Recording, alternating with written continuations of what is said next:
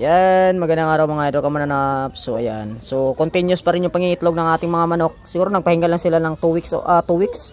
So yung tandang natin gamit dito mga idol, ayan. Yan po ay isang Burmese python and bred and owned by kumparing Hiromine Kid Hill, no? Mga derby champion yung mga linyadang to. So yan po ito 4 times win. Yung kwento ng manok nito mga idol, napaka astig ng kwento ng manok na yan, no? Yan yung mga nang bugbog, no, ng manok ng sinasabing nagkukunwaring mga kaibigan na tumitira patagilid. Yan yung nagbugbog mga idol. So ito naman yung mga white naman natin. Ito po ay strain naman ng Tipsy White Asel, no? At yung mga strain na to, ito ay galing kay kumparing Bro Risby Dimalen, a breeder of Barkid line. Ayan. Yan mga idol na. So alam nyo na mga idol, no? Yung mga manok natin dito. At meron naman din tayo mga idol na sarili din nating linya, which is nakapag-import din kasi naman tayo ng mga Asels before, no? Nakakuha tayo niya kapag breed din tayo ando naman doon sa kabilang linya, sa kabilang kulungan.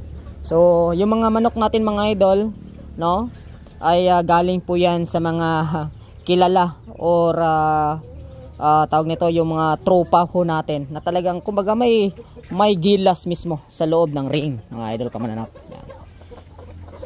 Yan, ito yung mga strain mga idol ng ating mga Pakistan Asel.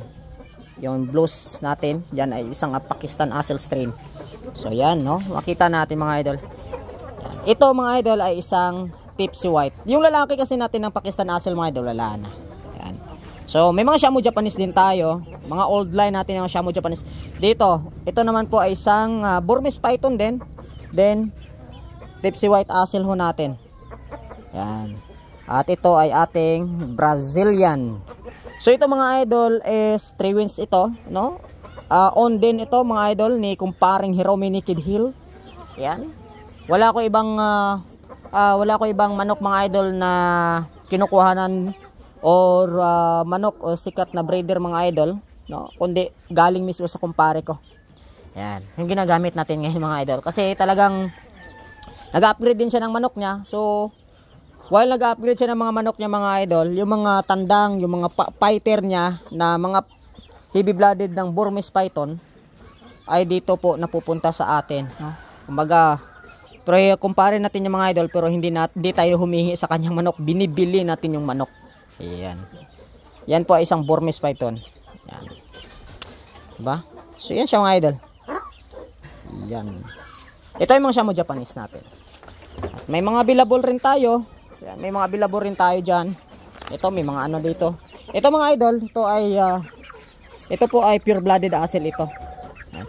Ito ay isang mga Brazilian naman. Yan. Ito ay mga Brazilian naman ito mga idol kamananap ito. Itong dalawang to. So yun. So itong itlog na to mga idol, basag to. At may isa rin ito, ulam na natin to. Yung isa palimlima natin. So, at dito mga idol, may kukunin din akong itlog kasi ito mga idol, isa din tong Pakistan Asel. Strain din ito na Pakistan Asel. Yun, nangingitlog siya mga idol.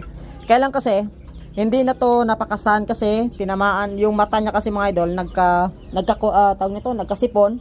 So yung mga itlog niya mga idol, kukunin natin yan 2, 4, 5. Ang pares nito mga idol is yung white Asel natin, yung Tipsy White natin doon. Yan idol ay tinapo yung uulamin yung mga itlog po na yan. So ginagamot ko kasi siya. So hindi ko lang tatanggal yung kanyang mga itlog mga idol. Ganyan kasi pag mga idol, kahit na 'di ba, kahit na yung mga manok natin dito yung manok natin na to ay nakakaroon ng karamdaman pero nangingitlog pa rin, no, 'di ba? So ang gaganda pa rin ng itlog niyan mga idol, oh. Nakita nyo, napakasulid ng itlog niyan mga idol kamanap. Kukunin natin yan, uulamin natin yan. Ito naman,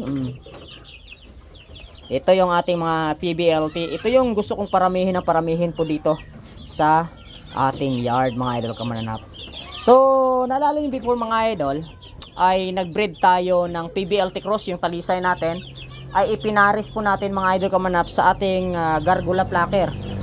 So ang lumabas mga idol, wala po tayong napalabas na short beak, pero kapag palabas po tayo ng talisay type, Yan. Ayan siya mga idol. Nag-iisa lang din mga idol kamananap. No, yang isang yan, hindi yan kasama.